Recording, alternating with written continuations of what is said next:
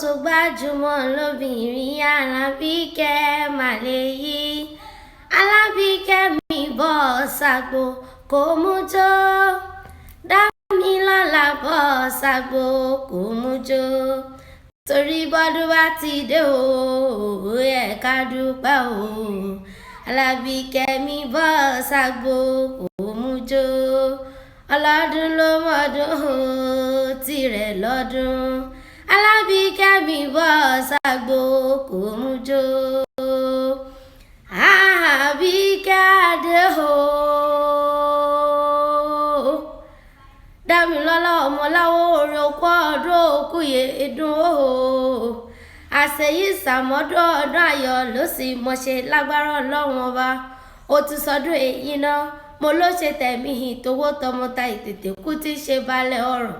ọlọ́dún ló mọ̀ tí lọ́dún oyin ṣe tẹ nínú afárá eérún ṣe tẹ lágìyàn bẹjọ láti ṣe tẹ nínú àpá àṣeyí ṣàmọ́dún ọdún ayọ̀ ló sì mọ̀ sí lágbára Olódùmarè ní báwọn kọjú kú ìyá mẹ́rin bó ti wá wù kó o pẹ́ láyé tó ìyá mẹ́rin mo pé bó ti wù kó o pẹ́ láyé tó ní mo sáré ọmọ lágbára Ọlọ́run ọba ńlẹ́ ọmọ wọn ní Inisa òye mọ́jọ ọmọ wọn ní Inisa òkú ọmọ akógbe óra tó ọmọ afọ òrùjà ọmọ arífásọlá ọmọ arítayése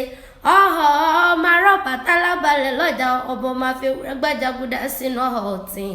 mo pé kán la ìdálẹ̀ haúsá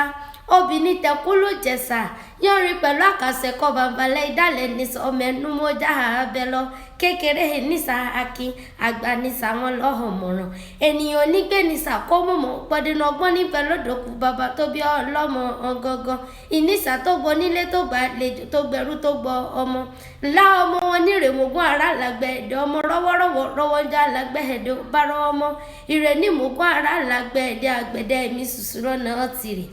ìrè ló ti mọ̀ ló pọkọ́ fún wa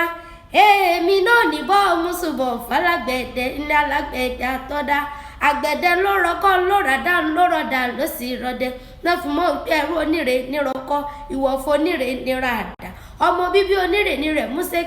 músékélé ni wọ́n lọ nírè bàbá tó bí ọlọ́mọ kóríwájú ògbó bí olúgbógbó ti igbó kó ògbó bí olúgbógbó ti gbò kó ògbó bí àgbàkan èyí tó fọmọ owó sóde ọrùn lọ́jọ́ sí tó wúyá títí tó wúwá dòkìní lágbára Olódùmarè oníkanjú kú happy birthday to you o Okikiola Akewi olóhùn adùn lèmi jẹ́ o.